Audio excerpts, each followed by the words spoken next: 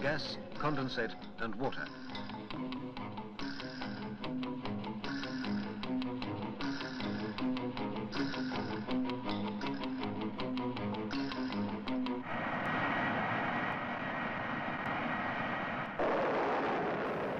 This is a demonstration of CAT's Gaslight latest version as a result of feedback from existing license holders. Main changes are the inclusion of a split coil heater and a choke with the option of several different choke sizes and the option to change the diameter of the tube bundle.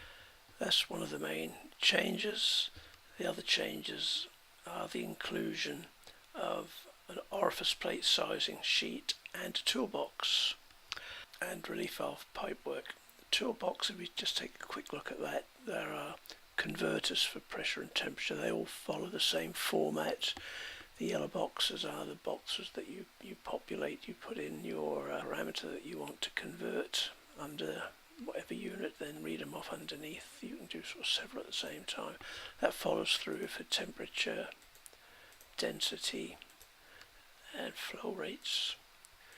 The calculators, you can do independent, as it says here, these are independent calculators not linked back to CATs. So you can do oil and gas flow rates here by just populating the yellow boxes, and that'll give, for the gas, that'll give you a reading of the beta ratio, and give you warnings if you're out of spec with that. I don't know if we can make that. Sorry, out of spec for flange taps.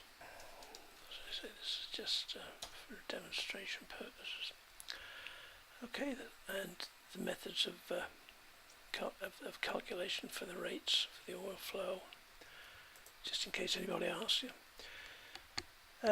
Choke calculators for critical, subcritical, for gas and for oil flow. Very straightforward. Choke size, temperature, gravity and pressure.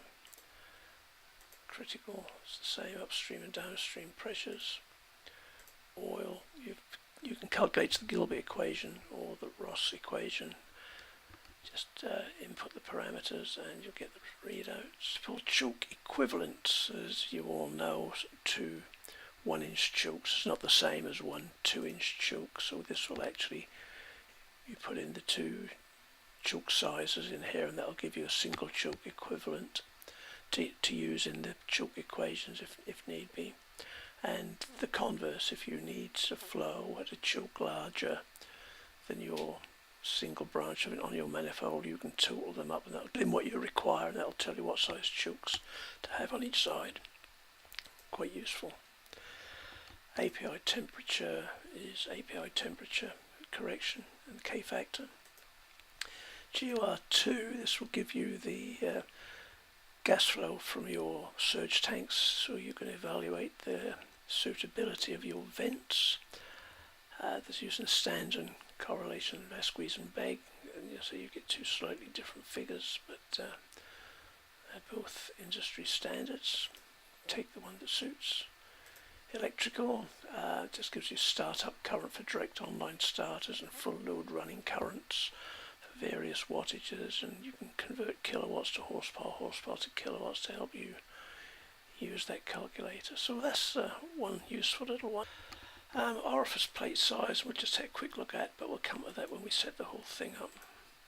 Orifice plate sizing, this is linked to CATs, so whatever your gas meter run sizes, that automatically populates, and the separator pressure, gas gravity. And it's telling me that the separator is bypassed, so as everything is all linked in together. We'll come back to that and size an orifice plate when we set everything else up.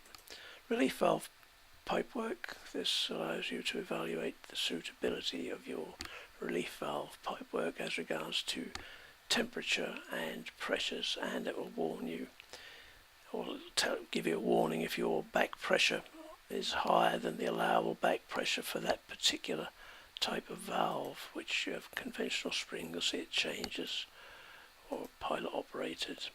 So we'll keep that on the bellows for now for what it's worth. And it also evaluates the outlet flange size and rating, because sometimes the back pressures can exceed NC 150 rating. Not very often, but on occasion. Flare simulation is exactly the same. Hydrate management is exactly the same. So as we just zero them, so as we stand, we're okay to go to CATS and start to populate the spreadsheet itself. We'll see we've got warners everywhere, but anyway, we'll with 3-inch pipe and right through, 4-inch downstream on the 2 bundle for what it's worth. It's telling me that the 64/64 choke is too small, but as I say, we've not set anything up here yet. If we go with what we've got, I suppose we'll just match the target pressure.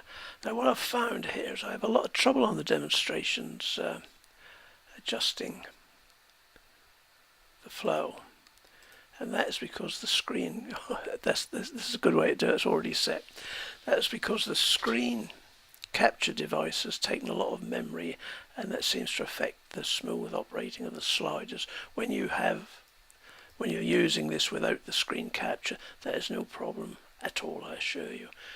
Okay, so how we're standing here is we're flying 28 million with a 2670 wellhead pressure, and our wellhead choke is in subcritical flow, and we've got flow presumably on the heater choke, but I'm being told that that choke is too small. So if we go down and bring that up to 128, okay, so we've got 128/64 heater choke adjustment on here. That is fine, that is okay. We've got lots of warnings popping up, so with the separator is bypassed, we'll bring the separator online, put that into service. The valve is undersized, that's because we've got a very low setting here. It's just wide open, so it obviously would be undersized. So if we bring the pressure up, try to aim for 70, but I mean that's as long as that's okay. Both chokes have now gone into subcritical flow because we brought this pressure up a little bit too high. Ease that back down, and we've got critical flow, and it tells me we've got stepped flow, subcritical on the wellhead and critical on the heater. So we've got control on this choke. We'll leave it like, how are we running here? We have got 80% on the back pressure valve, which is not too bad, that's okay. And we'll keep our biggest step down on the heater choke because there are hydrate problems. We've got a hydrate problem here, so, and it tells me to check the management sheet. And we've got temperature warnings here, right? Got 2 ways we can look at this. We've got no heat on the heater, we're just flowing through the core, so obviously the first thing to do here is to try to clear these with the heater. What you will find is the relief valve pipework is also got some horrendously low temperatures because of what's going on here. Before we do that, we'll just have a look at the orifice plate sizing. So we've got, how you use this is you just match the calculated flow to the actual flow rate, and we're assuming we've got a 400 or a 200 inch water gauge. You'll fill that in for whatever you've got. We've got flange taps, so we will, this is that problem I was telling you about. Okay, they'll turn green. 144 inches water gauge on a 3.625 choke. They match, and the beta ratio conforms to API 2530, etc., etc., etc. So we're good with that. You can change your rates slightly because your mid beta ratio is 0.4 and your actual mid range is that, and your beta ratio is 0.63. That is your beta ratio of those. So we're happy with that. Okay, so we've got the heater going. Probably now we'll put some heat in there. 1 million. really hasn't. We've still got a problem there with hydrates. So if we had, you've got an option to address the hydrates. You've got the heater or downstream of the heater. The heater or chemical injection.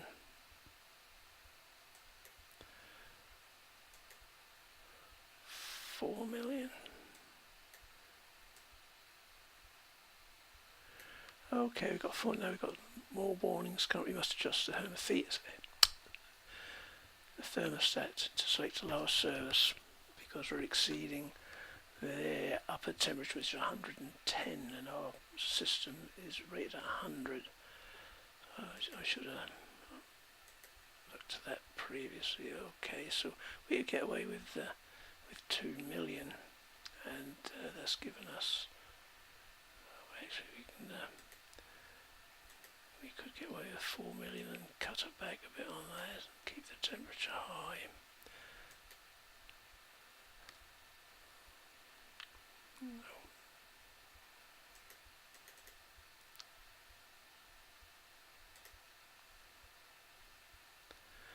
Okay, this is as high as we would want to run that, maybe. Okay, we'll live with that. So let's go to the hydrate management. We haven't got a problem there. The temperature's 92, first hydrate is 77. This pipe section is 45, first hydrate is 68, so we need to inject. Okay, you're clear there. And the same with these. Well clear there. Well clear there. If you look here, that tells you can inject the total amount at the wellhead, which would cover those problems. And the separator, you'd have to inject that separately because hydrates would be cleared in the separator, or the methanol or inhibitor would be cleared in the separator, so that gives you what to inject where. Right, back here we should have cleared, which we have. We've cleared all our problems, so we would be good to flow. At that, relief valve pipework is clear of problems too. So there you have a safe setup for your spread.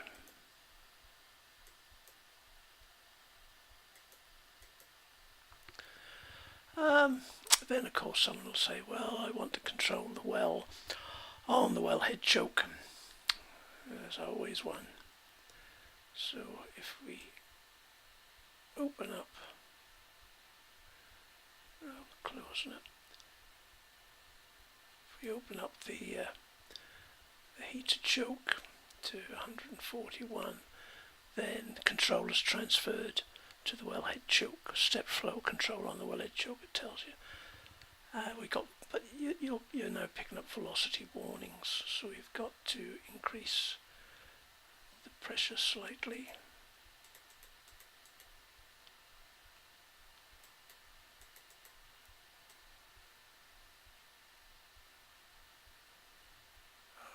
So we can clear that velocity. This velocity we'll have to clear with the separator pressure if we can. Yes, we can. So we can put critical flow on the wellhead, have the heater in service, and by setting your separator up at these pressures, you've got a clear run. But because of that change, we now have a hydrate warning at the flare tip, which is not too much of a problem. We should have had one there as well. We have, yeah. So we just need to inject a little bit more. There you go. And you're clear to run. And all you need to do if you want is to press print screen, and you can have a hard copy of that setup.